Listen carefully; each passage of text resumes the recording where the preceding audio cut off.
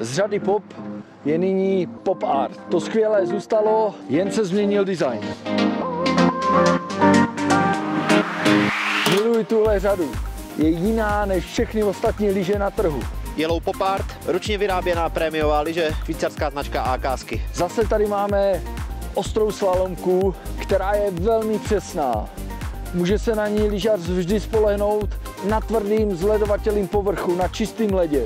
Ale je velmi příjemná paradoxně i v měkkém rozbitém terénu. Přeranění je úžasně rychlé a co je zásadní pro slalomky, úžasně přesné. Je hravá, tento model obzvlášť je fantastický pro sportovního lyžaře. Zažije na této lyži neskutečně krásné řezané oblouky, úplně čistý pravý carving. Je to carvingová paráda. S touto lyží, když se objevíte kdekoliv, tak jste jedineční, jste originál, stejně jako ta lyže.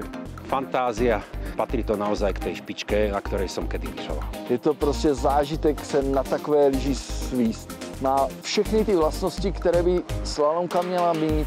To přehranění je tak rychlé, že ani nevíte, že jste v dalším oblouku.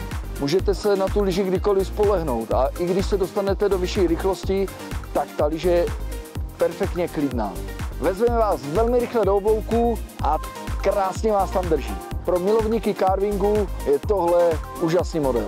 Jenom co stoupnete na tu lyži, poznáte, že prostě jste opravdu v té nejvyšší špičce. Těžko se dá najít jakákoliv chyba u této lyže. Lyže je perfektně úzká a velmi precizně přehraňuje. Široká na špici, velké vykrojení, přesné a rychlé zahájení oblouku. Rozhodně doporučím sportovním lyžařům, milovníkům krátkých oblouků, případně pokud si lyže vezmete trošičku delší, Akásky Yellow bude fungovat skvěle i v delších obloucích.